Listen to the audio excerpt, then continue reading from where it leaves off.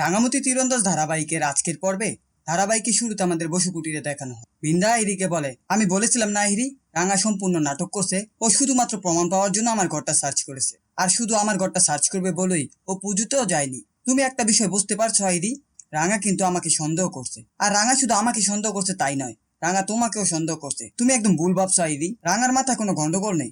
এসব কথা শুনে আহিরি ভয় পেয়ে যায়। সে বিন্দাকে বলে, বড় বৌদি তুমি শিওর রাঙা তোমার ঘরে গিয়েছিল? বিন্দা বলে, আমি 100% শিওর।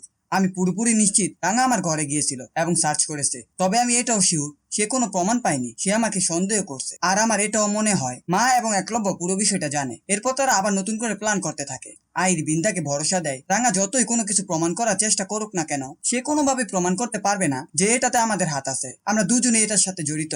তুমি নিশ্চিত থাকো, তুমি টেনশন করো না। বিন্দা বলে, না, এভাবে হাত গুটিয়ে বসে থাকলে হবে না। রাঙা কোনো স্টেপ নেওয়ার আগে আমাদের কিছু করতে হবে। পরবর্তী সিনে আমাদের বসু কুটিরে উঠানে দেখানো হয়। একলব্যর মা রাঙার দেওয়া বিন্দা ছবিটা হাতে নিয়ে বলে, রাঙার একাডেমিতে যে ছেলেটা কাজ করতো তাকে এরকম দেখতে। এই রাঙা ঠিক করে দেখে বল, তুই শিউর তো? রাঙা বলে, হ্যাঁ রে মা, বড় বৌদি ছবিটার উপর চুলকোপ আঁকার পর একদম অবিনাশের মতো দেখতে লাগছে। আমার মনে হচ্ছে বড় বৌদি অবিনাশ যে আমার একাডেমিতে গিয়েছিল আর আমার তীরে বিষ লাগিয়েছিল বড় বৌদি। কিন্তু আমার কাছে কোনো প্রমাণ নেই, আর প্রমাণ ছাড়া আমি কিছুই করতে পারবো না। একলব্য বলে, প্রমাণের কি দরকার, এই ছবিটাই তো আছে, একাডেমিতে নিয়ে গিয়ে দেখালেই তো সবকিছু প্রমাণ হয়ে যাবে। রাঙা বলে, না রে অরুণ বাবু, তুই বুঝতে পারছিস না, বড় বৌদি কি কি প্ল্যান করছে সেটা তো আমরা জানি না। ও কি একা একা সবকিছু করেছে নাকি ওর সাথে অন্য কেউ রয়েছে সেটা তো আমাদের জানতে হবে। একলব্যর মা রেগে গিয়ে বলে, এত জানাজানির কিছু নেই। এই বিন্দা এত বড় একটা অন্যায় করেছে, এত বড় একটা নাটক করেছে। ও ভিখারি সেজে ভিক্ষা করছিল স্টেশনে স্টেশনে, সেটা দেখে আমাদের দয়া হয়েছে। ওকে দয়া করে আমরা বাড়িতে ফিরিয়ে এনেছি। কিন্তু এরপরও যদি ও এরকম কিছু করে থাকে তাহলে আমি ওকে এই বাড়িতে এক মুহূর্ত রাখবো না। এরপর আর একটা কথাও না, তুই সত্যজিৎ বাবুকে ফোন করে জানাবি, পুলিশ তদন্ত শুরু করবে আর পুলিশ এসে ওকে অ্যারেস্ট করে নিয়ে যাবে। যদি বিন্দা ছেলে সে যেসব করে তাহলে ওর শাস্তি হওয়া দরকার। একলব্য বলে, মা একদম ঠিক কথা বলেছে, আর রিস্ক নিয়ে লাভ নেই। রাঙামতি বলে, অরুণ বাবু তুই কথাটা বোঝার চেষ্টা কর, আমাকে ব্যাপারটা সামলাতে দে। দেখ, বিপদটা কিন্তু ছোট নয়, অনেক বড় বিপদ, আর কতটা বড় সেটা আমরা কেউ জানি না। এরপর সিন শিফট হয়ে আমাদের আবার বিন্দা এবং আহিরিকে দেখানো হয়। আহিরি বিন্দাকে বলে, রাঙা যদি তোমাকে সন্দেহ করে থাকে বড় বৌদি, তাহলে সেই সন্দেহটা কাটানোর জন্য তোমাকেই যা করার করতে হবে। আমি তোমাকে এখন যে কথাগুলো শিখিয়ে দেব, তুমি ওই কথাগুলো আন্টি একলব্য আর রাঙার কাছে গিয়ে বলবে, আর এমন ভাবে বলবে যাতে তোমার উপর ওদের সন্দেহ না হয়, আর ওদের সন্দেহ দিয়েই তোমাকে তোমার পাল্টা চালটা দিতে হবে। এরপর তারা আবার প্ল্যান করতে সিন ঘুরিয়ে আমাদের আবার একলব্যদের দেখানো হয়। তারা সবাই মিলে নিচে যায়, তখন সেখানে বিন্দা এবং আহিরি আসে।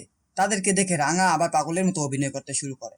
আহিরি একলব্যর মার কাছে এসে বলে, আন্টি বলেছিলাম না আমি পুজো দিয়েছি, তুমি তো রাঙার মাথায় ফুলটা ছোঁয়াওনি, তাই আমি নিয়ে আসলাম।